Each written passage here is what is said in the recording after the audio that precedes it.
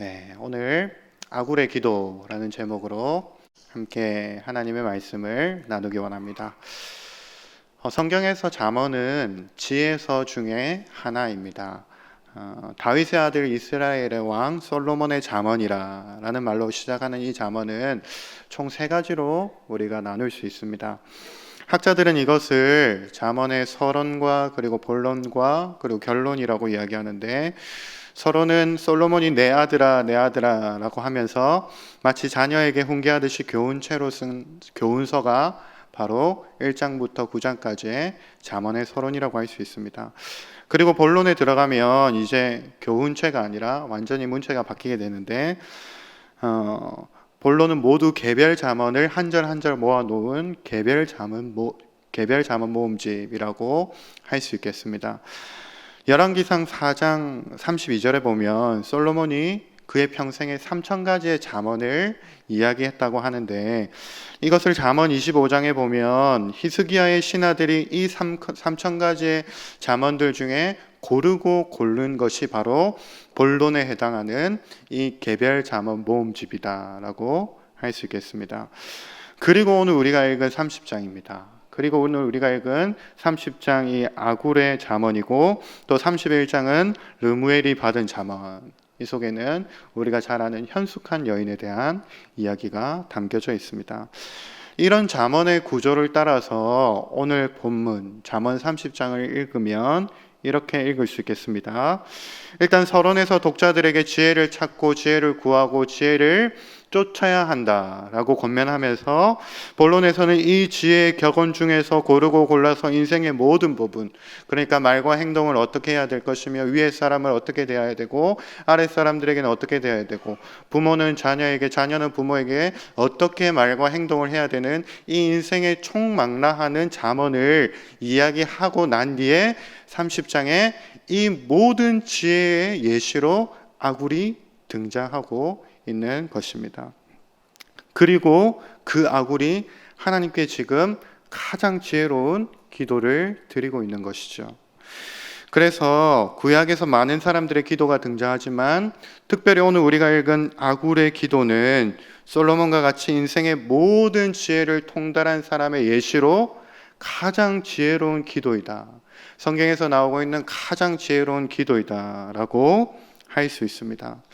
오늘 우리가 이 지혜로운 기도를 한 절 한 절 살펴볼 것인데요, 이 기도를 통해서 우리의 기도할 바를 알게 되고, 또 기도하되 바르고 또 특별히 하나님 앞에서 지혜로운 기도를 드리게 되시는 저와 여러분들이 되시기를 바라겠습니다.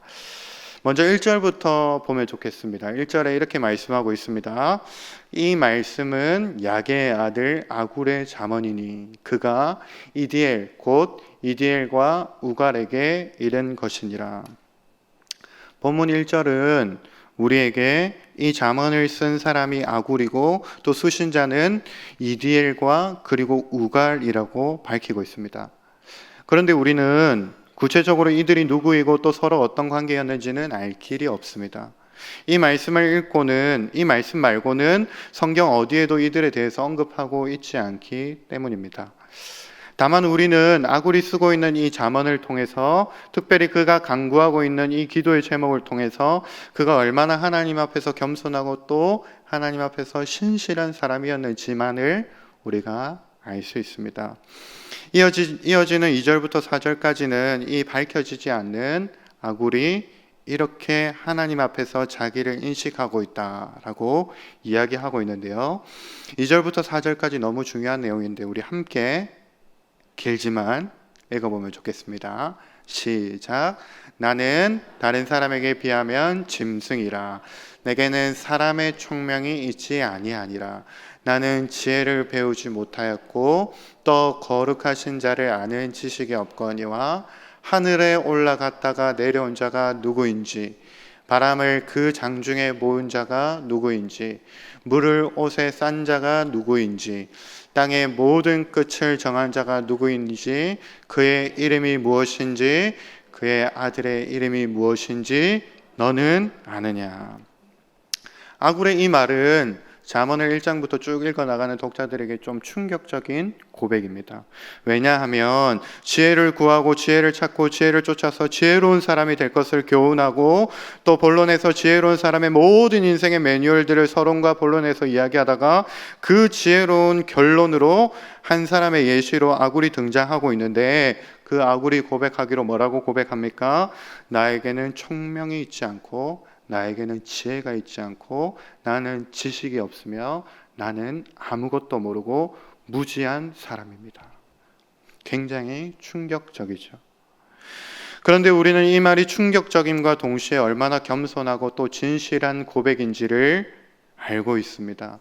왜냐하면 우리에게 지혜와 진리의 빛이 이처럼 비춰지면 일단 그 지혜와 진리가 깨달아질 뿐만 아니라 그 빛이 우리의 무지와 어두움을 드러내고 결국 자기 자신을 짐승이라고 고백하게 된다는 것을 우리는 알기 때문이죠. 그래서 사도 바울은 자신의 인생의 말미에 나는 죄인 중에 괴순이라 라고 그렇게 고백한 것을 우리는 잘 알고 있습니다. 성도 여러분, 결국에 우리는 모두 이 아굴의 고백처럼 이렇게 고백할 수밖에 없습니다. 하늘에 올라갔다가 내려온 자가 누구인지, 바람을 그 장중에 모은 자가 누구인지, 물을 옷에 싼 자가 누구인지, 땅의 모든 끝을 정한 자가 누구인지, 그의 이름이 무엇인지, 그의 아들의 이름이 무엇인지 너는 아느냐? 나는 결코 알 수 없다 라는 고백을 우리도 할 수밖에 없습니다. 이 말씀은 앞에 욥기서에서도 등장했던 그런 이야기입니다. 하나님께서 하나님 앞에서 의로운 불평을 쏟아내면서 자신은 의롭고 하나님은 부당하다고 불평하는 욥에게 38장과 39장에 하나님께서 이렇게 말씀하셨습니다. 내가 땅의 기초를 놓았을 때 내가 어디에 있었느냐? 내가 이 우주 만물의 원리와 그 섭리에 대해서 아느냐? 알 수 있느냐? 알았느냐? 라고 반문하고 있습니다. 그러자 욥은 그 자신의 의로움에 취해서 하나님이 부당하다라고 고백하는, 끊임없이 고백하는, 친구들이 어떤 소리를 해도 끊이지 않고 자신이 의롭고 하나님이 부당하다라고 이야기하는 이 욥이 결국에 불평과 불만의 입술을 스스로 닫으면서 이렇게 이야기합니다. 보소서 나는 비쳐나오니 무엇이라 주께 대답하리이까? 손으로 내 입을 가릴 뿐이로소이다. 욥은 이 새로운 자기인식을 통해서 하나님의 주권 아래에 전적으로 들어갈 수 있었습니다. 그리고 자신의 고난을 겸허히 받아들일 수 있었고, 결국 하나님이 자신의 모든 것이 되신다라는 이 하나님의 지혜, 참 지혜를 깨달을 수밖에 없었습니다. 사랑하는 성도 여러분, 우리는 이처럼 모두 신앙생활을 하면서 하나님에 대해서 알아갈 뿐만 아니라 하나님 앞에서 우리 자신을 깨닫게 됩니다. 그 깨달음은 대부분 내가 얼마나 대단한 존재인가라는 이 감탄이 아니라 오늘 아굴과 또 욥처럼 자기 자신에 대해 비참해함과 그리고 절망감을 느끼는 것입니다. 진실한 성도라고 한다면 하늘에 계신 크신 하나님 앞에서 먼지와 같은 내 존재와 온 우주 만물을 만드시고 섭리하시는 그 하나님의 지혜 앞에서 나는 아무것도 모릅니다라고 고백할 수밖에 없는 무지를 우리는 깨달을 수밖에 없죠. 그런데 놀라운 사실은 그 하나님이 우리에게 말을 거신다는 겁니다. 하나님의 위대하심과 나의 작고 초라한 모습을 점점 발견할수록 우리가 발견해야 지는 것이 무엇이냐면 그 격차를 메꾸시고 내게 말을 걸어오시는 그 하나님의 은혜가 얼마나 크신지, 나는 이렇게나 비천한데 하나님은 그렇게나 위대하신 분인데 그 간격을 메우시는 하나님의 은혜가 얼마나 위대하신 것인지 우리는 더 깨닫게 되는 것이죠. 그래서 우리는 이 충격적인 아굴의 고백이 사실 우리의 고백이라는 것을 깨닫게 됩니다. 이렇게나 진실한 아굴이 나는 짐승입니다. 사실 내게는 지혜와 지식과 총명이 없으며 세상의 이치와 섭리에 대해서 결코 깨달을 수 없는 무지한 사람입니다라고 이야기할 때 이 고백이 우리의 고백이 되어야 한다는 것을 오늘 우리는 깨닫게 됩니다. 그리고 우리도 아굴처럼 이어지는 5절과 6절을 고백할 수밖에 없습니다. 하나님의 말씀은 다 순전하며 하나님은 그를 의지하는 자의 방패시니라. 너는 그의 말씀에 더하지 말라. 그가 너를 책망하시겠고 너는 거짓말하는 자가 될까 두려우니라. 무슨 말씀입니까? 지금 아굴은 하나님 앞에서 무지한 자신을 직면하고 이제 곧바로 하나님의 말씀과 하나님에 대해서 말씀하고 있습니다.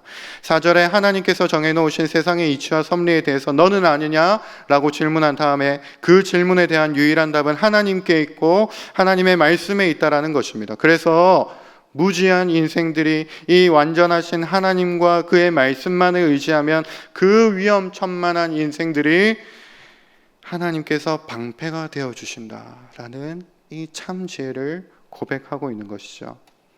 성도 여러분, 저는 이것이 잠언이 우리에게 보여주는 지혜의 결론이라고 생각합니다.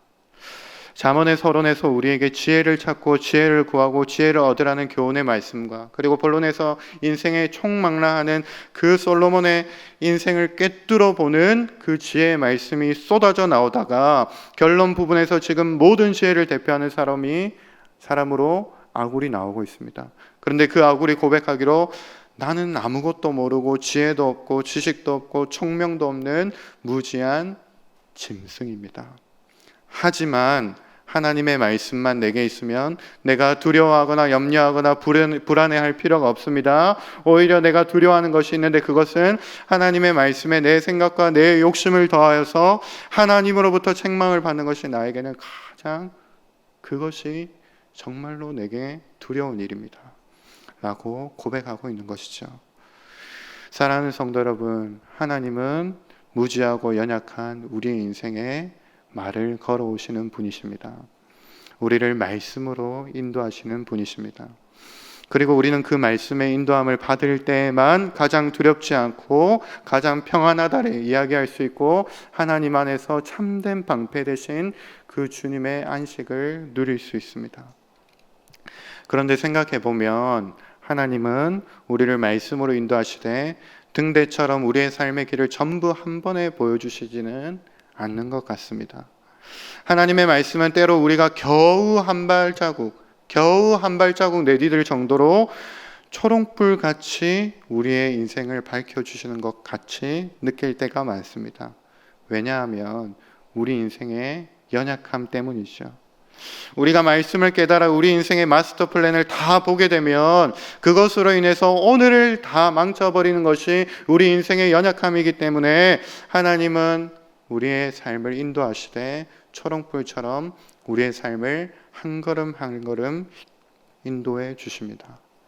그래서 우리는 어제의 말씀으로 오늘을 살 수 없고 내일을 인도하시는 그 발걸음을 미리 볼 수 없고 그저 오늘을 인도하시는 말씀에 발맞추어서 하루하루를 살아갈 뿐입니다. 그래서 또 우리는 어제의 후회로 오늘을 채우지 않게 되고 미래에 대한 막연한 두려움으로 오늘을 채우지 않게 되며 하나님께서 오늘 우리를 인도하시는 그 발걸음에 맞추어서 그 말씀을 방패 삼아 오늘을 사는 지혜를 얻을 뿐입니다. 사랑하는 성도 여러분, 하나님 앞에서 이 지혜를 깨닫게 되시는 저와 여러분들이 되시기를 간절히 소망합니다. 오늘을 살게 하는 이 하나님의 말씀이 저와 여러분들의 매일의 삶에 그 말씀이 있기를 간절히 소망합니다. 그래서 아굴처럼 하나님의 말씀만 내게 있으면 그 어떠한 상황과 환경에서도 평안할 수 있고 반대로 만일 하나님의 말씀이 내게 없으면 하나님이 나를 인도하시는데 그 말씀 내게 들려주시지 않으면 내가 오늘 하루를 살 수 없습니다라고 고백하게 되어지는 저와 여러분들이 되시기를 간절히 소망합니다. 이 지혜를 깨달은 아굴이 이제 이렇게 기도하고 있습니다. 7절부터 9절까지인데요. 제가 한번 읽어보겠습니다. 내가 두 가지 일을 주께 구하였사오니 내가 죽기 전에 내게 거절하지 마시옵소서. 곧 헛된 것과 거짓말을 내게서 멀리하옵시며 나를 가난하게도 마옵시고 부하게도 마옵시고 오직 필요한 양식으로 나를 먹이시옵소서. 혹 내가 배불러서 하나님을 모른다 여호와가 누구냐 할까오며 혹 내가 가난하여 도둑질하고 내 하나님의 이름을 욕되게 할까 두려워함이니이다. 먼저 아굴은 자신이 죽기 전에 주께서 꼭 내 삶에 이루어 주셨으면 하는 기도의 제목이 두 가지가 있다라고 이야기합니다. 이 기도의 제목이 얼마나 간절했으면 내가 평생 동안 구하는 것들이 많이 있겠지만 다른 것들은 다 제쳐두고서라도 이 두 가지를 주께 구하겠다라고 고백하고 있습니다. 그가 이렇게 간절히 구하는 첫 번째 간구의 내용은 무엇입니까? 말에 대한 것입니다. 8절 전반절에 보면 곧 헛된 것과 거짓말을 내게서 멀리 하옵시며 라고 첫 번째로 구하고 있습니다. 헛된 것과 거짓말은 다른 것이 아니라 원어로 보면 한 가지입니다. 그래서 어떤 번역본에는 헛된 것과 거짓말이 아니라 허황된 거짓말로 번역하기도 하는데, 그러니까 아굴이 지금 자신이 죽기 전까지 하나님께서 꼭 드려주셨으면 하는 이 첫 번째 간구의 기도 제목은 하나님께서 이 거짓말을 멀리하게 해달라는 것이죠. 우리가 잠언을 읽다 보면 말에 대한 격언이 얼마나 많이 나오는지 쉽게 발견할 수 있습니다. 인생을 살아가는 지혜는 상황에 맞는 말을 해야 하며 또 거짓 증언을 피하고 다른 사람의 훈계와 충고를 들을 줄 아는 사람이 되어야 하고 자녀와 다른 사람들에게 좋은 말을, 바른 말을 할 줄 아는 사람이 되어야 한다라는 말에 관한 이 격언들이 잠언에 참 많이 나옵니다. 대표적으로 한 절만 보면 13장 3절에 보면 입을 지키는 자는 자기의 생명을 보존하나 입술을 크게 벌리는 자에게는 멸망이 오느니라. 무슨 말씀입니까?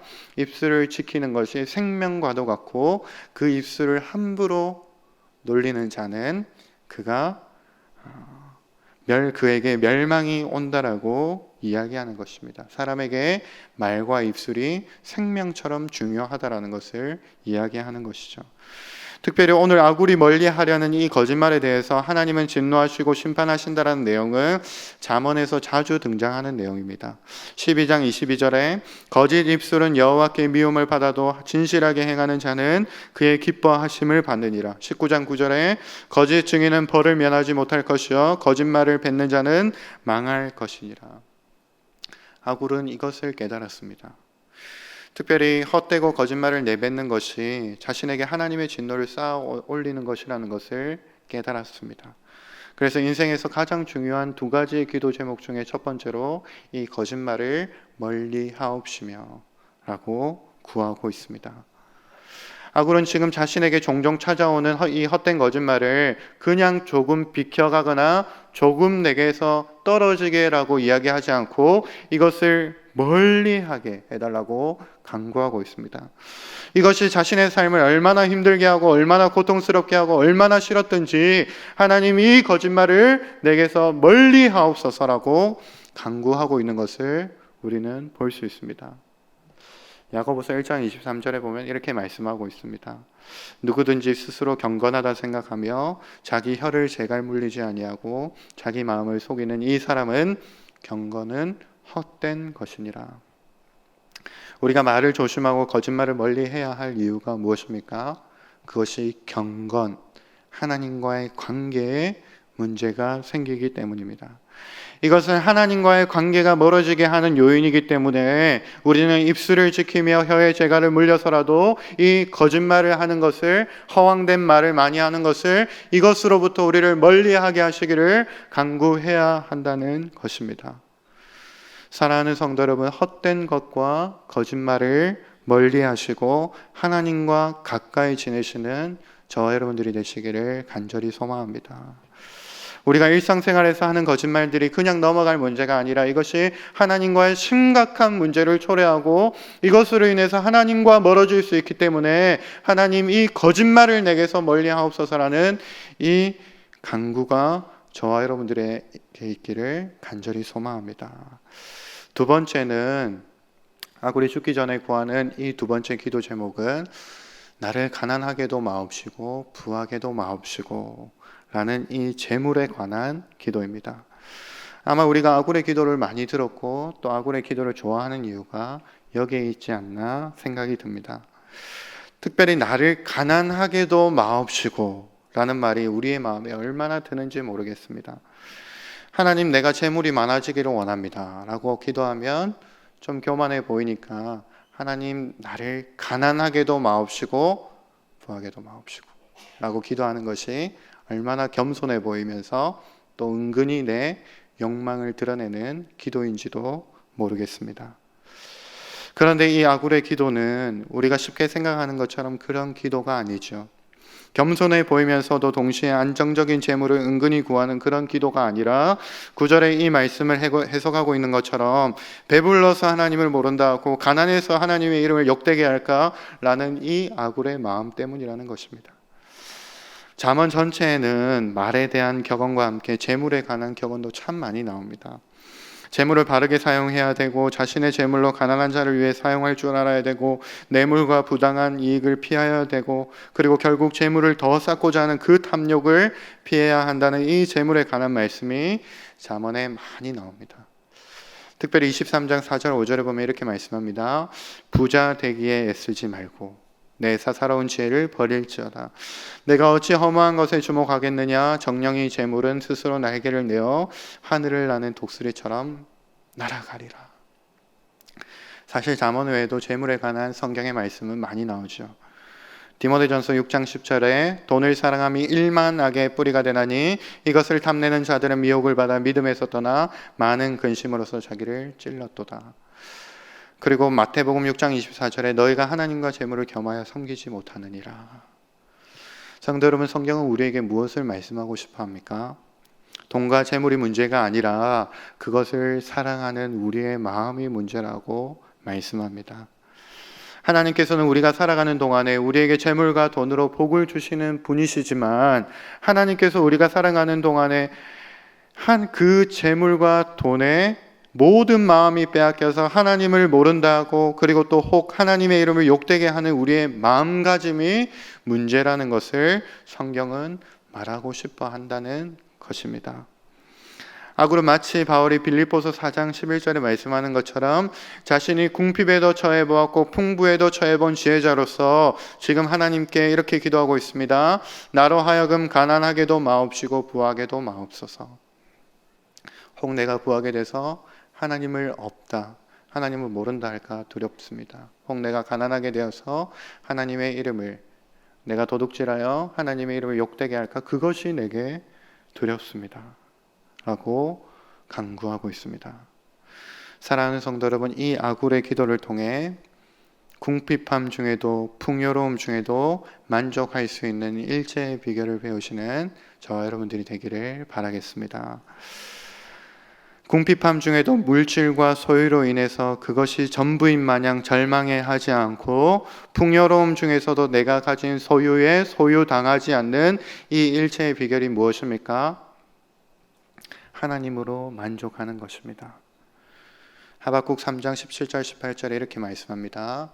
비록 무화과 나무가 무성하지 못하며 포도나무에 열매가 없으며 감람나무에 소출이 없으며 밭에 먹을 것이 없으며 우리의 양이 없으며 외양간에 소가 없을지라도 나는 누구로 말미암아 즐거워합니까? 여호와로 말미암아 나의 구원의 하나님으로 말미암아 기뻐하리로다. 저와 여러분들 안에 이 기쁨과 감격과 감사가 넘쳐나기를 간절히 소망합니다. 이제 말씀을 맺기 원합니다. 지금 아굴이 구하고 있는 것이 무엇입니까? 잠언이 결론을 맺으면서 우리들에게 보여주고 싶은 이 지혜로운 아굴의 모습은 어떤 모습입니까? 자신에게 있는 헛된 말과 거짓말과 또 재물로 인하여서 하나님과의 관계가 끊어질까? 하나님으로부터 친밀감이 사라질까? 하나님으로부터 멀어질까? 오매불망하며 그것을 구하고 있는 것이죠. 저와 여러분들의 평생의 기도 제목이 이 기도 제목이 되기를 바라겠습니다. 하나님과의 관계를 오매불망 걱정하면서 어떻게 하면 하나님으로부터 멀어지지 않을까? 어떻게 하면 지속적으로 하나님과 친밀감을 유지할 수 있을까? 하나님과 있으면 너무 좋은데 하나님의 임재 속에서 살면 세상 그 어떤 좋은 것들이 아무리 좋은 음식을 먹고 아무리 좋은 옷을 입고 아무리 나에게 좋은 것들을 가져다 줘도 그것만 비교할 수 없는데 이 하나님과의 관계를 어떻게 하면 평생 유지할 수 있을까를 저와 여러분들의 가장 기도의 최우선 순위로 삼으시는 그러한 성도님들이 되시기를 간절히 소망합니다. 다윗은 시편 27편 6절에 이렇게 고백합니다. 내가 여호와께 바라는 한 가지 그것을 구하리니 곧 내가 내 평생에 여호와의 집에 살면서 여호와의 아름다움을 바라보며 그의 성전에서 사모하는 그것이라. 저와 여러분들의 평생에 구할 이 한 가지가 되시기를 소망합니다. 하나님과 함께 있으면 얼마나 좋은지요. 하나님의 임재 속에 있으면 아무리 세상에 좋은 것을 가져다 줘도, 아무리 나에게 부귀와 영화와 행복을 가져다 줘도 얼마나 좋은지 저와 여러분들 아시지 않습니까? 그 하나님의 임재를 놓치지 마시고 하나님께서 우리에게 말을 걸어오시고 그 말씀에 하루하루 발맞춰서 살아가시는 저와 여러분들이 되시기를 간절히 소망하겠습니다.